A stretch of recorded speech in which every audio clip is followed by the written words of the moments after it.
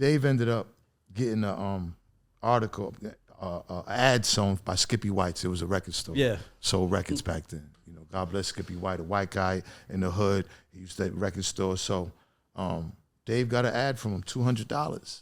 That was the first ad in the very first one piece of paper source award. So how much was it? $200? That was major. $200. Skippy White gave it $200. Well, I was in the streets hustling for Dave. But that was major. Like somebody actually supported this. Hell yeah, to pay $200. Like Skippy did that. Like he paid $200. Shout out to Skippy. I don't even know who he is. He died. Now. He died. Yeah, okay, legend, yeah. Legendary. He used to have the toupee. Yeah, Skippy was dope. He was one of the. He sound like a mafia guy. He sound like a mafia guy. He was probably one of the only white guys with a business that nobody touched. You know what I'm saying? There was a couple of guys. There was an Asian guy named Mr. Kim. He just passed away. That sold Adidas. Yeah. And Skippy White's. Everybody, you know what I'm saying? Leave them alone. They good. They cool. Yeah. But you know, and they grew from there. Him and his college buddies pulled their money in, and then they started it. You know, I wasn't necessarily a part of ownership of the source.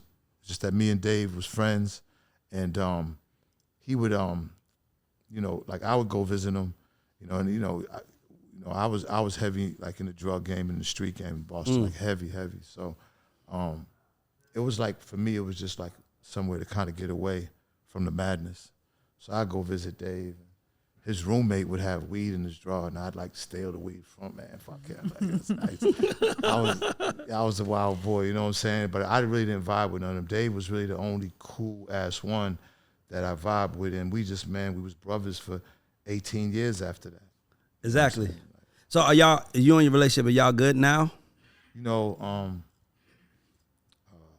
so, you know, unfortunately, like, me growing up, you know, I always looked at, like, I always been like a group guy. Like, you know, my pops was with the mob, so it's men. You know, I never was like a solo. I never really dug Superman. I always liked the Avengers. I never really fucked with Iron Man because he was by himself. I just like you like working with a team. Yeah. RSO, Made Men, the Wise Guys. I'm a group guy. I don't, you know, the word gang is overused, so. But I always was just interested in that.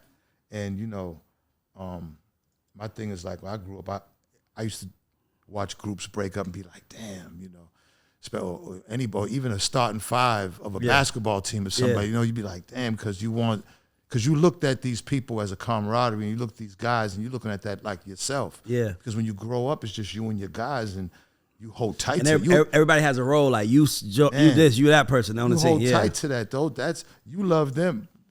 Your first love necessarily isn't a woman after your mother. It's your guys on the block. Yeah. You know what I'm saying? Before, absolutely. You know, because you're not even thinking about relationships. Oh man, you trying to get something. Those are guys you hustling with to try to get something. That's the first. That's the really first form, I think, of love that you really kind of understand. You don't really understand woman love yet, like relationship love at all when you're in the street.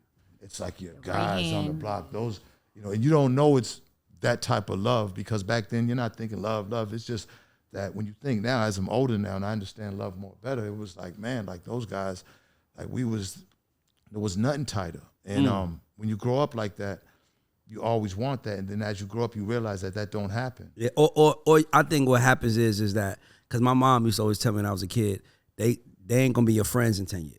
And I used to hate that shit. I'm like, those are my best friends.